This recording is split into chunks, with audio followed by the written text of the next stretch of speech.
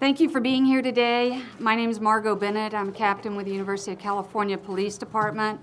I'd like to take the time to tell you how very proud we are of the work that Lisa and Allie did on this case. You have their bios. You know that both of these individuals are very smart and experienced people. Every day in our department, we expect our officers to use their training, their experience, and their instincts to do their jobs. This is a university campus, and it's located in an urban setting. We have a lot of interaction between our students and the surrounding community. We do get outsiders on our campus. It's one of the reasons why we're here and we're part of our community. We're at the beginning of a semester. You can obviously tell it's a very busy time for us, and we take extra care to be available and do what's needed to keep our population safe. Allie and Lisa did exceptional work on this case on Monday and Tuesday, and we want them to be able to talk about the events that occurred on Monday and Tuesday, and we're just pleased with the successful outcome of this. Their willingness to do what was needed set off a chain of events that will undoubtedly change the lives of the three people involved. And we're really proud of them, and we're pleased with the role that UCPD has played in reuniting this family. So Dan? Great. So first, Lisa, if you could just introduce yourself with the spelling of your name and your title, please. Lisa Campbell, Lisa, C-A-M as in Mary, P as in Paul, B-E-L-L, Special Events Manager with UCPD. And Allie? Allie Jacobs, A-L-L-Y, J-A-C-O-B-S, Police Officer, UC Berkeley. Okay, so what we're going to, Lisa, what I'd like you to do is to start with your first interaction with the suspect on Monday, and if you could tell people what happened, your thoughts, impressions, and actions that you took. On Monday, about shortly after 1:00 p.m., I received a call from one of our records technicians, and he advised me that there was a gentleman in the lobby that wanted to meet with us for an event. This is standard protocol on campus when a group or student organization, non-affiliates, want to host an event. UCPD is brought in, so it's not uncommon that happened. So I told Chris that I was sort of busy, but just send him down and I'd schedule him for another appointment was my thought. The suspect came into my office, and he had two young girls behind him that walked in slowly after he did. He started talking about his organization, and my immediate question to him was, what is it we could do for you? How does this relate to the University of California campus? And he began to go on, and his thoughts were all over the place, so he wasn't consistent. And he says, well, this is going to be really big. It has something to do with the government, and the FBI and UC Berkeley is involved because we're going to have it here. And so I said, okay, well, I need to schedule you for another appointment because I had other things that I had to attend to that day. So I asked him if it was okay to schedule him at 2:00, which would have been for Tuesday the 25th, and he said, yeah, great, that's excellent. I look forward to sitting down. You're going to really love this. When I tell you about it, it's going to change the world, and I'll see you tomorrow at 2:00. So he left my office. He and the girls left the office and did not return until Tuesday the 25th. Okay, Lisa, I'm going to stop you for a second. If you could tell them, just look at them, what your initial impressions were during that meeting, what you noticed about him and about the girls. My initial impression of him, that he was clearly unstable. The girls appeared to be extremely, they were very quiet, they were very subdued, they were non-responsive, they didn't exhilarate the energy that children of their age would generate or exhilarate. They weren't in school. It was 1:00, school has started in this region, so they weren't in school, so that was one of the things that sort of caught my attention. He was very animated, unlike the girls. The older girl typically stared straight up at the sky, didn't make eye contact. That was pretty much my observation. And did you get his name?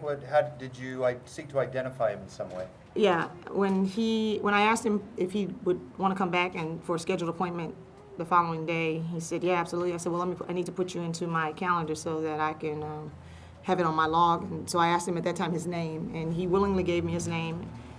And I asked him what was the nature of his event, and at that time he said it was God's desire. And so I entered him into the calendar by his name and event, which God's desire. So the meeting ends, and then what's your next action? When do you reach out to Allie here? Well, once the meeting ended, I went to my captain and said, this guy just came in and he was a little peculiar. There were some things about him that just didn't settle right.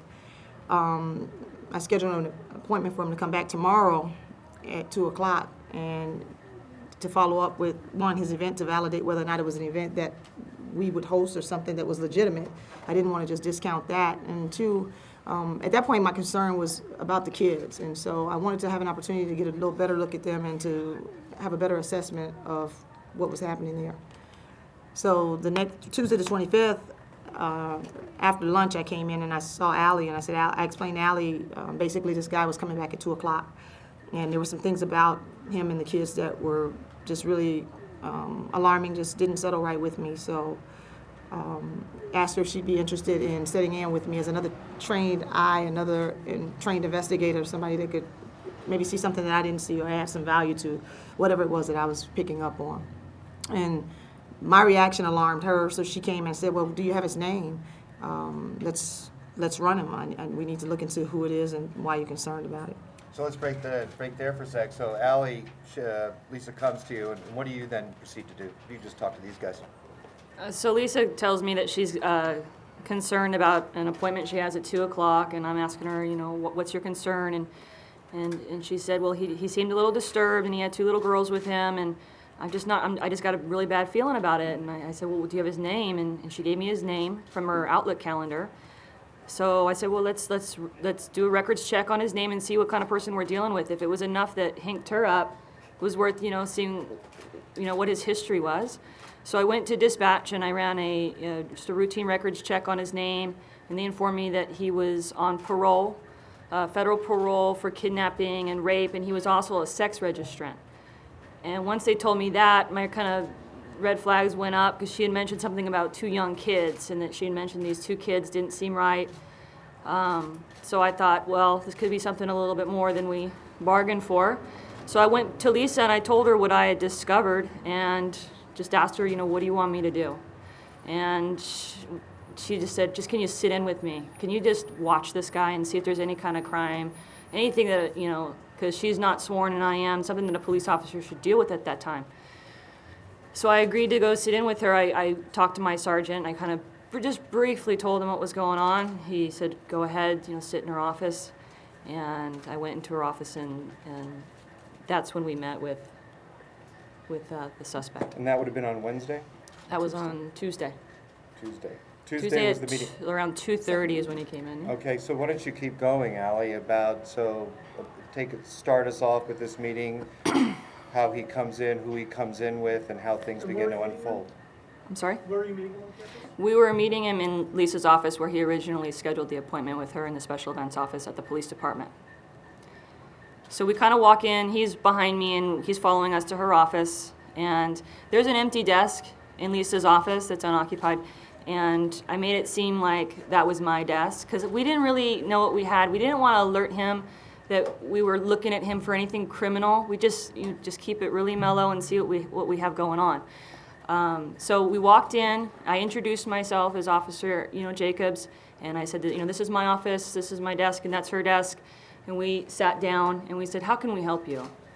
And his youngest daughter, forgive me, I don't know their names. His youngest daughter sat down in a chair directly across from me, about 5 feet away. The oldest daughter stood next to her, in between her and him. And he was standing pretty much in the doorway, right in front of Lisa's desk. He puts down his attaché case, opens it up, pulls out this book that most has been shown in the media about schizophrenia and FBI and all this stuff. And he pulls that out and he starts opening it. And he just starts talking, and it was really hard to understand what he was talking about. I couldn't really follow most of what he was saying. Lisa kept saying, how can we help you, sir? How can special events help you? Trying to get him back on track. And he says, this is going to be huge. I'm so glad that you guys are partaking in this. This is God's desire. And then he threw out, 33 years ago, I was arrested for kidnapping and rape. And I kind of, okay. I knew that, but I just didn't think he would throw that out there, especially in front of these young girls. And he said, oh, but I've learned in the Lord, and he's talking all this stuff about Jesus. And so I'm not having a really hard time following his thoughts. So I focused my attention now on these two little girls who at first they kind of just blended into the background.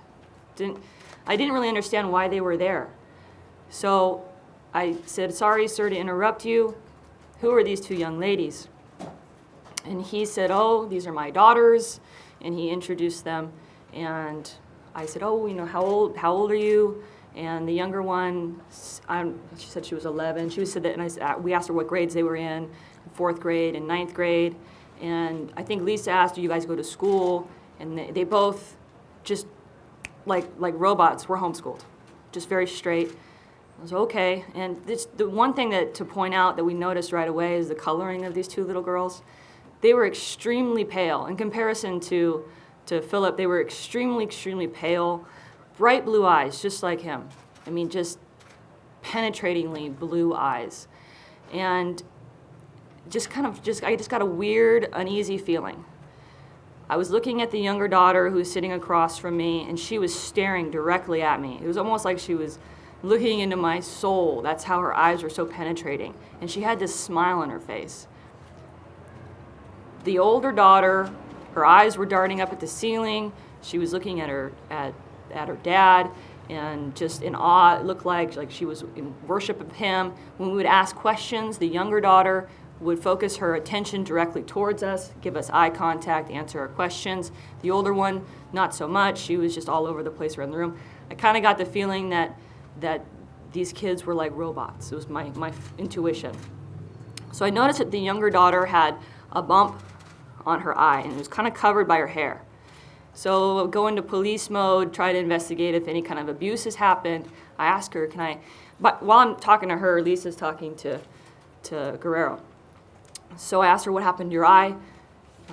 She immediately replied with this very rehearsed response. It's a birth defect, it's inoperable, I'll have it for the rest of my life. And I was kind of taken back by that response, because if I was a little girl and I had this thing on my face and someone asked me about it, I would probably be a little embarrassed. But she just didn't, and she just went and stopped smiling. Can I just interrupt you for a sec? Allie, besides being an officer, do you have children? Do you have anything else you were bringing to bear here? Yeah, I'm a mother. I have 2 young sons, and this is when my police mode turned into my mother mode, and I think the two really played key here with police intuition and mother's intuition. I wasn't so much focused on him. I'm kind of used to the rantings and ravings of people doing the job that I do. I was more focused on them. What's going on with them? What can I do to help them? So I just want to ask, Lisa, so you guys have adopted a sort of a divide and conquer. You're sort of keeping the father busy. What's happening while Allie's engaging with the girls? What's going on with you and the suspect? Well, he had pulled out the book that You could talk to them. he pulled out the book, and he was trying to go through the book and show the pages and tell us more about his program and what he's done in his book. And he wasn't clear, he wasn't concise, he didn't stay on focus, so he jumped all over the place. But he was kind of animated. He was extremely passionate about what he was talking about, which created enough distraction to allow Allie to continue to try to talk, or at whatever point he would direct it to her, then I would try to engage the children in some type of eye contact. So we sort of kind of played off of each other's reaction towards the other one. So if he would look at Allie, it would be an opportunity for me to, the older one at one point made eye contact, but she caught herself and immediately would go back to looking up at the ceiling. It was the younger one that just kind of had a little smirk on her face and would engage us a little bit more. But during this whole time, he hasn't stopped talking. And Allie, when we talked before, explain to people, how did the girls look? There was something you sort of demonstrated about some of their physical affect and how they were standing. Talk a little bit more about that look and how they presented themselves. They were very drab in appearance. I can best describe it as they were dressed monotone. It was almost like Little House on the Prairie meets robots, clones. It's okay. Okay. When they talk to you, were they relaxed? When they talk to you, how were they standing? Or... They're like robots. The young one was Yeah. sitting, and she didn't move, and she just had this smile, kind of eerie Very smile on her rehearsed. face. And the older one, it was very rehearsed answers. She didn't really like talking with us very much, I got the impression. At one point, I focused my attention on the homeschooling, and I wanted to know a little bit more about the family life, because now I'm back into police mode, and what do I have? What kind of crimes do I have? What can I do? So I asked him, so you're homeschooled? And I asked Mr. Guerrero, I was like, who, do you teach? Does your wife? And he says, well, my wife teaches, and I help with that. And then the younger daughter said, and we have an older sister that lives with us too. She's 28. And the older sibling said, without missing a beat, 29, and went right back up to her dad. And seemed kind of bothered that that was even mentioned. At the time, I didn't think much of it, just noted that, okay, there's an older sister at home as well, and a mother. So now I've got, the family aspect, I kind of understand how many people I'm dealing with. So why don't you, how does the meeting end, and then what do you do subsequently? How does the meeting end? So basically after, I'm trying to see what kind of crime I have. I'm searching my thoughts, wondering, is this something that I can detain him for? Do I need to call CPS? Do I need to call Berkeley Mental Health for this guy? He was clearly disturbed. I don't know if he takes medication or not. It's all going through my head. My training's kicking in. What do I have? What can I do? And this all happened within a matter of minutes. I think the whole meeting from beginning to end was less than 15 minutes long. So while Lisa's talking to him, I'm thinking cop mode, what can I do? Basically, I can't come up with anything at the time. I'm searching the younger daughter. I'm searching her face for any kind of sign. And I'm just looking at her like, help me, or some kind of sign that maybe she couldn't talk, but that she could give me with her facial expression, anything. And I wasn't reading anything from these kids. So knowing that I probably couldn't pull them away from Dad to talk to them separately, I knew that wasn't an option. He probably wouldn't allow for that. The thought ran through my head. I just decided, well, this is all I can do is just, listen to him, send them on their way, and maybe contact the parole officer. So at the end of the meeting, I said, sir, what would you like for us to do? Would you like to hand me that book and me forward that on to my supervisors? Would that make you happy? And he said, yes, would you please? And sure, we'll help you out with that. He gave Lisa a book, he gave myself a book, and at that point he kind of jerked up, and he was shaking a lot through this. Not like a scared shake, more like a nervous talking in front of crowds shake, like I'm probably doing right now. So he then grabs his oldest daughter who's standing next to him, just really kind of just all of a sudden just grabs her like this and says, I'm so proud of my girls, and she just kind of in his arms. He says, they don't know any curse words. We raise them right, and they don't know anything bad about the world, and I just felt so horrible for these girls, and I said, okay, well, that's great, you should be proud. You have two lovely daughters, and you should be proud. And he went on his way, and he left. At that point, after they left the building, Lisa and I turned to each other and big sigh, what do we do now, kind of thing. And I'm telling her my thoughts. I'm like, I can't call CPS. I can't call Berkeley Mental Health. I don't know what to do. There's not really a crime. I can't prove anything, but we just were talking about something's up with those girls. Something's going on with those girls. We don't know what. We don't know what kind of activities happening at home. I've got no proof. As a cop, you need proof to act. I was very frustrated. And so I told Lisa, the only thing I can do right now is call his probation officer, talk to him. Maybe this is just normal behavior that they're already aware of, and I'm just taking this out of context.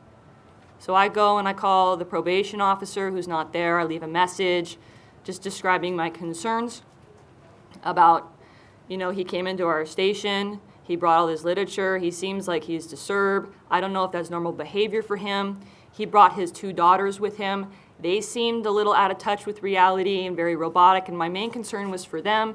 If you could give me a call back, I would appreciate either a visit, maybe he could check in with you, or at least a home visit or something to check on these little girls. And that, I thought, was going to be the end of it. He calls me back, and I talk to him the next day, which is now Wednesday morning. He says, "Can you please tell me the situation again?" So I described the situation to him, and he stops me when I said, he brought in his 2 daughters. He says he doesn't have any daughters. My stomach just sank. I said, well, he had 2 daughters with him that day. They had his blue eyes. They looked a little like him. They were calling him daddy. I had no reason not to believe that they weren't his daughters. In fact, they referenced an older sister at home. So he had daughters, and he said, well, I think that he had some granddaughters, but I'm not sure. Let me double check on that. What I'll do is I'll call him into the office, and I'll meet with him, and I'll just tell him a condition of parole. He's not allowed to come back on your campus. Great. That's fine with me. My job is done.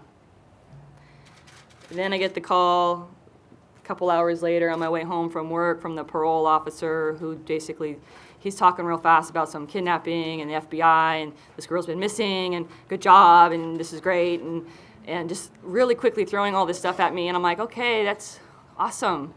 And that was the last I talked to him. So I just have 2 more questions to these guys, and we'll throw it open. So Lisa, when you saw the reports on the news, when you realized who had been sitting with you in the office and the full extent of the story, share with everybody a little bit when your thoughts and feelings at that point, how you felt looking back, and what you were feeling at that time. Wow. As the story unveiled and it started to unfold, I was at a loss for words. I was just grateful that we were in the place that we were and able to take the actions that we took. I was in awe. It was just unbelievable how many lives have been impacted, and the fact that these girls, along with the original victim, will have a chance at life, and that he's behind bars. Allie, what went through your head and heart I'm sorry, at the time of what? when you realized the full extent of the story and what was involved here? I couldn't believe it was something so huge. At the time, it just didn't seem like this was going to turn into anything this big. I'm glad that this horrible ordeal for JC is over. Sad that it went on for so long. Relieved that her and her daughters can finally find peace. Hopefully, it's going to be a long road ahead of them. But I was shocked that this was something that was just obviously a life altering experience for myself and for Lisa and for this whole family. And looking back, did you have any second thoughts about what you did or did not do in the course of your interactions with the suspect and the 2 girls? Absolutely not. Okay, with that, we're going to throw it open to What's questions. this book that you had? Was it a self-published book? Like you said about the government and the FBI? Yeah, it's a book that's been shown on the media a couple times about schizophrenia. It's got a blue cover. Or was it by a professional? No, it was by him. It was a bunch of letters, and I tried to read it, and it was really difficult to understand. It was so choppy and didn't really make a whole lot of sense. What were the interactions like between him and the 2 girls? Did they seem afraid of him? How did they interact? No, they didn't seem afraid. Maybe afraid of what they might say that would get them in trouble. Like their answers need to be short, clipped, to the point. Rehearsed. Yeah, very rehearsed was their interactions with him. That was their dad. They thought he was, God's gift, and that was their world. That was their life. That seemed like that's all they knew. Yes. What can we just do hands here? I'm sorry, you were first. I was just wondering, did they seem like they were 11 and 15? Did they seem younger to you? What was your impression of them? They seemed a little young. I mean, I can't gauge I have little kids, so I wouldn't be able to answer that. They seemed like they were about that age. I was wondering if you could just further describe them physically, the description of the younger one, of her hair, what she was wearing. The younger one had blonde hair, shoulder length, bright blue eyes. Like I said, their clothing was so drab and very nondescript. I couldn't. No, like dresses. They were in dresses. Like They were little both in dresses. little dresses. And the older one had blonde hair as well. It was pulled back in a ponytail, and she had it on a little like sundress as well, just kind of tan or brown. A lot of the people in this room just came from the press conference the Sheriff's Department held in Contra Costa County, and it's somewhat fair to say that the sheriff was very unhappy with his own department's performance in this matter, having been called out to the House a couple of times. And he said that you guys had shown exactly what it takes to do police work and shown curiosity. Can you talk about exactly what it was? And I know it's a hard thing to define, but what it was that kind of made you think this is not right and this needs to, like, I need to buck this up the chain of command, or something that made you really uneasy about this whole situation? Let's let Lisa talk about Monday, which called Tuesday into play. Years of training and experience in Chicago. I was a police officer and I worked with youth specifically, and having interactions with children on a day-to-day basis. Just experience, training. I think in particular you were mentioning the energy level. The that energy children- level, oh, absolutely. The energy level, they weren't vibrant, they weren't interactive with one another, they were extremely rehearsed. And if one moved, the other one immediately gestured towards her, and it was as if we should be in a certain position. And the older one, as a matter of fact, the palms of her hands remained on the fronts of her legs, on her quadriceps, and she would just look up. And even when he would divert his attention, and she'd either look at him or look up at the ceiling.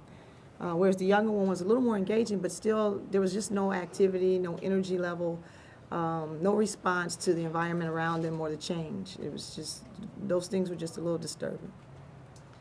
Allie, before we go on, do you have anything to add to that? It's very similar when I come in contact with them. It's just something went off. It's like something's up with these kids. You really couldn't pinpoint it. It was like something that you would see in a movie or on TV or something like that, where these kids were just so robotic and they're just not like acting how normal 11 and 15, 14-year-olds would act. Trying to investigate why they were acting the way they were acting, without their cooperation and telling me why they were acting the way they were acting, it was really difficult to do. Yeah, Doug? So it was the girls who really tipped you off, and he was just your regular run-of-the-mill Berkeley crazy guy, right? No comment. Well, we don't usually say that. If Those were your words? Yeah. If he didn't come in with those girls, I would have don't just let know. him We don't know. talk, and that would have been the end of it, I would think. The girls is definitely what tipped us off. Yeah, in the back there. Did they seem afraid of him? Did they seem like they were brainwashed or emotionally disturbed? I mean, what kind of actions were you picking up from that? What kind of emotions? I think the word you use, the brainwash word, is probably closer to the sense we were getting. So you felt like basically they didn't know anything else? That was their life. Extremely submissive. Yeah. Yeah.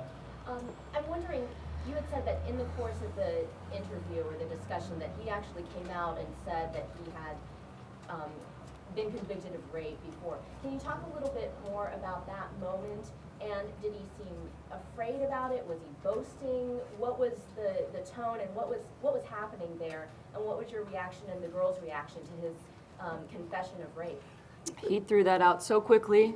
And he continued. He kept going. He was going through what was in the book. And he says, well, I was arrested, I was convicted, and I've done my time, and now I'm doing God's work. And so he rambled on right past it as though it was, the girls didn't have a reaction. There was no sudden reaction or change in expression with the We weren't kids. that shocked because I already ran him out and I knew that he was on parole for these things. So I wasn't shocked that I was shocked that he said it the way he said it, just so matter of fact, like, I'm wearing a blue shirt. And they didn't react at all to that. And did he have a GPS device on him? Because we understand from the Department of Corrections that he was under GPS monitoring. I didn't see. Had on slacks. Don? Okay, did he ever make clear what the event he was planning to do, what it was going to be? No. Did he give that out there? No. He said it was all in that book. It was all in the book. All the way in the back, please. Coming in late for employment on Berkeley's traffic. Your initial contact with him was under what circumstances? He came into the office to schedule an event with the special events office. Yes, sir. Did you ask him why he had the girls with him? He said that they were in training. I asked why are your daughters here? And he says, well, they're observing how I do this, they're in training, they're seeing how to interact with people. But did he specify in training for what? No, we assumed that it was in training for preaching what he was preaching. Yeah. You know, you seem to have done everything by the book, but have you ever, you know, you seem to express, you said you were concerned, you know, when he left your office that, you know, there wasn't anything you could hold him on, you didn't have any evidence on. So have you had any thought about, you know, what if he then left and then taken off again and authorities had never found him again, you know, if he somehow never had been apprehended? You're always going to second guess yourself in this business. I try not to think about stuff I can't control too much anymore. Yeah, somebody who hasn't asked yet? Okay, second time, go ahead. This is a hard question to ask, but to your just observation, did the 15-year-old or the 11-year-old for that matter show any signs of potential abuse? I'm not at liberty to answer that, I don't know. I mean, was there anything that manifested that was stranger than just their odd behavior? No, there was no physical symptoms. I mean, I questioned her about the cut on eye. the head was It was a bump. It was like almost like a tumor or something bulbous underneath the skin of her brow. Okay. And when she explained it, then okay, I accepted that. And kind of expanding on what she said, I was thinking more along the lines of sexual abuse. I mean, you guys are trained to look for signs of that. Was there anything that may have indicated that they might be more than just his daughters? I think it's fair to say that if they had observed those, they would have contacted authorities and been able to do something about it. But both Officer Jacobs and Lisa have explained that they just couldn't put their hands on anything. Just a real quick question. When you first looked up his name, you know, we've all been told that he was not to be having contact with minors. What did you find in that initial search that you did prior to the interview? You know, I didn't read the hit verbatim. I just said that he was a sex registrant. I saw that part. I didn't see any terms listed on the part that I had about no contact with kids, and that he was on parole for rape. And the kidnapping part came later. It was just, you know, I was kind of just skimming it. I didn't see any terms. What sparked my interest was that he was a sex registrant, and that she had mentioned that there was 2 little girls with him. And in itself, that's usually, or it can be illegal, or it can't be, because sometimes people who are registered sex offenders do have families and have kids. I was wondering if there would have been more information there that would have actually allowed you to make an arrest or detain him. If there was more information, I would have been able to arrest him right then and there, no problem, but there wasn't. We're going to take 2-3 more questions. These guys have had a really long day. Yeah, Al. Yeah, could you just describe a little more what your impression was of the relationship between the daughters and the suspect and how they treated each other? You mentioned that one. He would say he was really proud of them, but before that, what was the relationship like? Was it very different than? It seemed like big sister didn't want little sister to talk very much, just kind of blend into the background kind of thing. Because when her little sister was speaking with me, she would kind of shoot her a little glance, or, you know, just seemed like she was uncomfortable with it. And that's why I was focusing all my questions towards the younger one, because the older one wasn't forthcoming with any kind of information at all. And the father, how did he treat the daughters? Like, He yeah. was talking most of the time. Yeah, he would. Yeah, Amicable.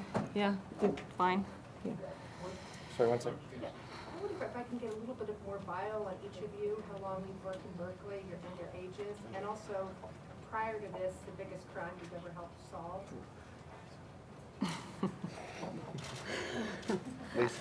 Whoa. Okay, Lisa's been with us for less than a year. She has tremendous experience. You can see it in the bio that we handed out. She worked in Chicago with Cook County Sheriff's Office. She also worked with Chicago Police Department. She's had a lot of experience with youths. And Is this the biggest case you've ever prosecuted? Yeah. Yeah, this is probably the biggest on that magnitude, yeah. Have you been involved in rape cases, kidnapping cases before? A multitude of criminal cases. Yeah. And your age? 40.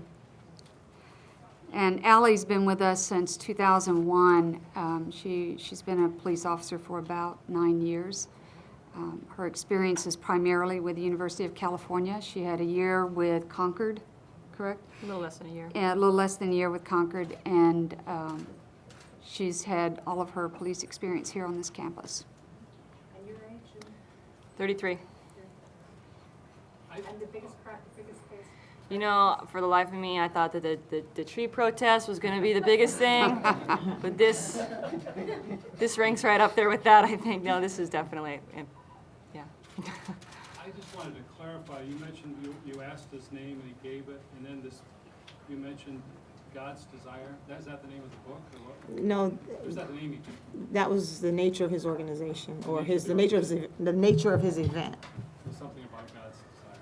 He gave his true name. Yes. Where did he say he wanted to Hold on, Doug, somebody hasn't asked yet, just in the back there. I was just curious if you could elaborate a little bit on their physical condition. You mentioned their skin tone, and did you make any conclusions, or did that make anything start moving in your mind? You know, what were your evaluation? What caused that? Well, you're in Northern California, and it was just apparent that there was not a lot of exposure to the sun. Especially with it being summertime and how hot it's been and sunny it's been. Their complexion, it just, that they weren't pasty. outside very much. Very pasty, almost gray. Skinny? Normal size. I wouldn't say they look skinny or, you know, just very average. Sorry, Doug, go ahead. Oh, where did you say he wanted to hold that God's Desire event? Was that in People's Park? No, he just said on the UC campus. All right. No, to ask for permission.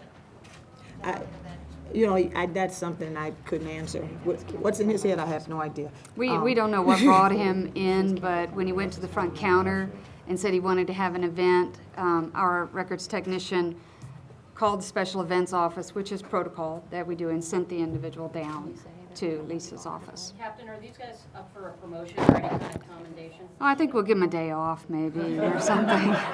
Yeah, they did great work, and we're just really proud of them. We have been getting comments and emails from all over the country about the good work that they did, and we're just really, really proud of the efforts they made to not just blow this off, but to do something about it. Okay, Carolyn? You mentioned before that he seemed nervous. Do you mean like agitated, or did he seem upset, or was he excited to be putting on this It was event? excited, and it was mostly like nervous public speaking nerves. Just nervous energy. So he Nervous was, energy. "Here I am, Very I'm excited. for God's truth." Yes. No, he was very motivated. He was very passionate. Okay. And the book was hardcover, softcover? It was it was a soft cover and a binder, photocopies. Okay, this is going to be the last question. Have any of you been in touch with any of the family members, and if so, what have you talked about? I have not. No. All right, that's it. Thanks for coming. Just one request.